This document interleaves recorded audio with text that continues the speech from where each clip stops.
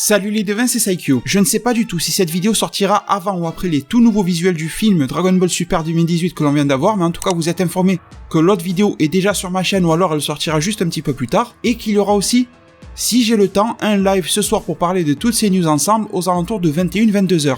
La news dont je veux vous parler dans cette vidéo là, c'est qu'un nouvel animé Dragon Ball arrive dès le 1er juillet 2018, oui là c'est très bientôt, dans moins de 2 mois, ça sera un animé lié à la franchise Dragon Ball Heroes. Alors je ne sais pas encore si c'est lié à Dragon Ball Heroes ou Super Dragon Ball Heroes, je vais vous expliquer pourquoi. Parce que d'après les news que l'on a qui proviennent du magazine japonais V-Jump, retranscrites sur Twitter grâce à Yonkou Prod, source de confiance vraiment, je vous mets le lien en description, parce que lui et d'autres sources nous parlent que ce seront les arcs de survie de l'univers et de la Prison Planet. Alors normalement, ça, surtout la Prison Planet, c'est du Super Dragon Ball Heroes, pas du Dragon Ball Heroes. Ça ne change pas grand chose, Dragon Ball Heroes et Super Dragon Ball Heroes, c'est à peu près la même chose. D'ailleurs, j'ai une vidéo, si vous ne savez pas du tout ce que c'est Dragon Ball Heroes et Super Dragon Ball Heroes, qui s'appelle Super Dragon Ball Heroes expliqué. Je vous mets le lien en description, je pense que là c'est le moment parfait pour essayer de comprendre ce que ça peut être cet animé-là. Et donc on nous dit que cet animé Super Dragon Ball Heroes, ou Dragon Ball Heroes comme vous voulez, va adapter l'arc survie de l'univers et l'arc de la planète prison, et que ça sera un animé promotionnel. Il a écrit RP mais il s'est trompé, c'est PR, PR pour promo, promotionnel. On nous dit que le premier épisode sera diffusé le 1er juillet dans une avant-première, donc on ne sait pas exactement quand est-ce qu'il sera diffusé sur une chaîne de télé, sur une série web, on n'en sait rien du tout pour le moment, mis à part cette avant-première, et que comme les épisodes sont assez courts, eh bien ils en combinent plusieurs pour arriver à la durée, donc d'environ 20 minutes sûrement d'un épisode normal. Parce que ce sont de petits épisodes promotionnels qui vont mixer ensemble histoire d'en faire de gros épisodes. Donc pour moi c'est une énorme nouvelle parce que je suis un très grand fan de Dragon Ball Heroes. Il y a toujours des personnes qui vont dire Dragon Ball Heroes c'est de la merde, c'est pas canon, c'est machin, bon ça je m'en fous, est-ce que ça me fait kiffer ou pas? C'est ça la question, la réponse pour moi elle est oui.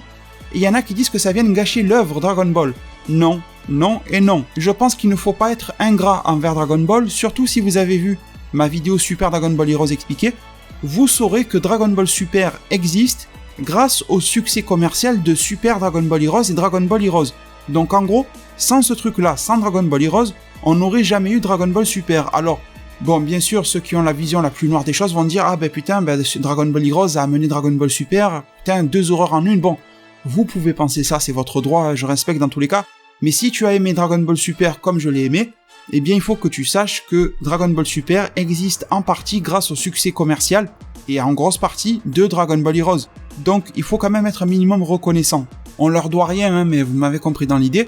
Et donc de quoi va parler cet animé là? Donc on sait déjà de quoi ça va parler, hein. Ça va reprendre les arcs survie de l'univers du jeu vidéo Dragon Ball Heroes et de l'arc Planète Prison, qui est en cours dans l'univers Mission 1 et 2, et attendez-vous à voir des trucs de cinglés. Vous allez voir sûrement du Golden Cooler, vous devriez voir des mecs arriver du genre Bardock SSJ3, SSJ4, Broly SSJ4, ça m'étonnerait pas que vous le voyez débarquer, de l'Ultra Instinct dans tous les sens, Vegeta aussi, du Gogeta, du Vegeto SSJ3, vous allez tout voir, vous allez voir tout ce que vous avez pu imaginer dans vos rêves les plus fous la nuit, vous allez les voir se matérialiser dans cette série-là. Il y en a certains que ça va dégoûter, d'autres qui vont adorer, moi je fais partie de ceux qui adorent, parce que je pense qu'il faut savoir laisser chaque chose à sa place. La série, l'œuvre, la chronologie Dragon Ball c'est une chose, après il y a les produits dérivés et les choses à côté.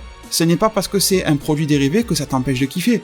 Le film sur Broly, le film Gogeta, c'est du pur produit dérivé. C'est du produit dérivé au même titre que Dragon Ball Heroes.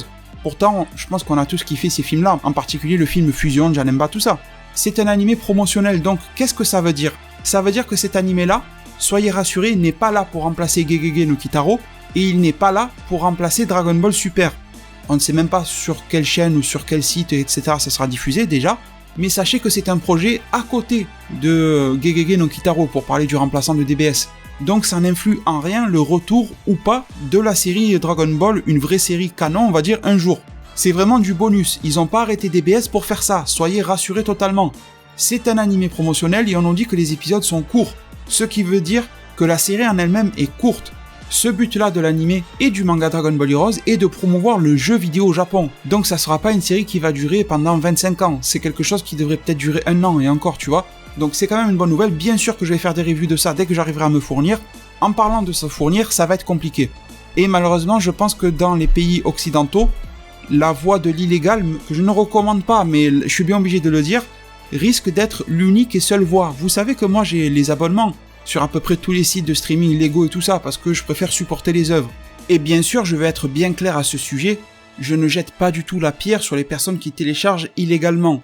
Généralement, en grosse majorité, si on télécharge illégalement, donc gratuitement, c'est parce qu'on n'a pas les moyens de le faire. Et en tant que personne qui connaît énormément le manque d'argent et de finances que je suis, sans rentrer dans le détail, je peux vous dire que je comprends très bien pourquoi beaucoup de personnes font du téléchargement illégal.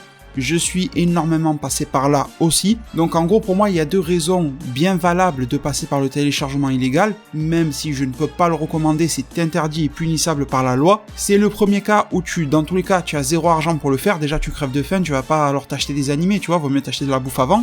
Donc dans ce cas-là, je trouve que c'est quand même largement pardonnable. Ça permet aux gens d'accéder au divertissement et à la culture. Et deuxième cas, c'est quand ça n'arrive pas dans notre pays. Dans ces cas-là, là où ce n'est pas licencié dans notre pays, etc., ça reste illégal, mais comment faire? On est dans un monde ultra connecté en 2018 et on vient de sortir que non, toi, dans ton pays, tu n'as pas droit. C'est bizarre, donc dans ce cas-là, je comprends aussi que les gens puissent justement se tourner vers le téléchargement illégal. Après, si l'anime en question est dans ton pays et qu'en plus tu as les moyens de te le procurer sans que ça n'affecte ta vie, ce que tu vas manger, tes loisirs, etc., là, ça s'apparente plus à du vol qu'autre chose, et là, je trouve que c'est vraiment condamnable. Voilà, je voulais faire un petit point sur ça, histoire d'être bien clair sur le sujet. Mais là, je pense qu'on va être dans un cas que même si tu es le plus riche du monde et que tu as tout l'argent de la Terre à donner à tous les sites d'abonnement, tu ne pourras pas le trouver. Je m'explique. Dragon Ball Heroes, c'est surtout lié à Bandai Namco, même si ça va être lié à l'auto animation. Tout ce qui touche à Dragon Ball en termes d'animation touche à l'auto animation. Mais ça ne va pas être exactement sous les mêmes contrats de licence que l'anime Dragon Ball Super. Ce qui veut dire que ça ne va pas arriver sur les sites de streaming du type Crunchyroll, Funimation, etc. Ce qui veut dire que les sous-titres, on n'en aura pas. Ce qui veut dire que ça ne sera pas diffusé mondialement. Ça devrait être un produit animé destiné uniquement au public japonais. Après, on est en 2018, Internet, la voie de l'illégal devrait propager cet animé-là. Normalement, il n'y a aucun souci là-dessus, mais ça devrait peut-être mettre plus de temps que Dragon Ball Super à arriver, parce que vous savez, Dragon Ball Super, ça arrivait en pleine nuit pour nous, dans l'après-midi, ou voire même à midi, on l'avait déjà chez nous.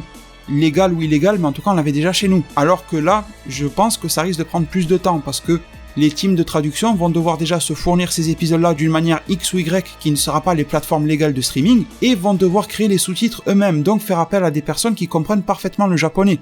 Parce qu'il y a beaucoup de teams de fansub qui, à juste titre, se servaient des sous-titres anglais officiels et les traduisaient depuis l'anglais.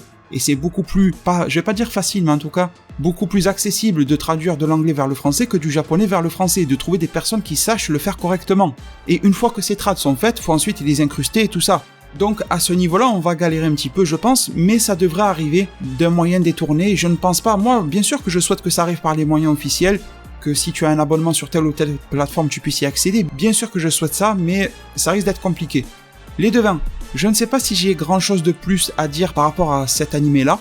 On n'en sait pas grand chose de plus, et d'ailleurs, je suis en train de voir, j'avais pris des notes par rapport à toutes les news. Bien sûr, j'allais oublier, on a ce visuel-là qui a été fourni, sauf que, alors ça c'était dans le magazine V-Jump, normalement, même si ça n'est pas confirmé, mais vous le voyez de vos propres yeux, vous voyez qu'il y a la borne arcade en bas à droite, ça parle de Univers Mission 2, vous voyez qu'il y a les cartes. Ce visuel était au même endroit que l'annonce de l'animé, mais ce visuel, normalement, il est fait pour parler du jeu. Il n'est pas vraiment fait pour faire la promotion du nouvel animé, même si les personnages que vous voyez ici devraient faire partie de l'animé, c'est-à-dire vous avez Fu à droite, vous avez Mirai Trunks, le Goku SSJ 4 contre Goku SSJ Blue, devrait avoir lieu dans l'animé, parce que ça va reprendre l'arc de la planète Prison. Et dans l'arc Prison Planet sur le jeu, il y a Goku SSJ 4 contre Goku SSJ Blue, donc ça devrait avoir lieu là-bas. Si c'est de la même qualité que les openings animés du jeu, ça va être sublime. Donc ce visuel, ne le prenez pas au pied de la lettre comme étant lié à l'animé, mais il est bien possible que ça soit une double promotion, justement un visuel qui s'attache au jeu et qui s'attache à l'animé aussi. En tout cas, sachez que même si ces visuels ne sont pas issus de l'animé, ils ont quand même un lien parce que les personnages qui vous sont affichés font partie de l'animé à coup sûr si on se fie à l'arc qui nous a été annoncé dedans. Attendez-vous à des tas de transformations, des tas de trucs épiques. Ça c'est vraiment parfait quand tu rentres du boulot, de l'école, de ce que tu veux en fait, tu es fatigué tout ça.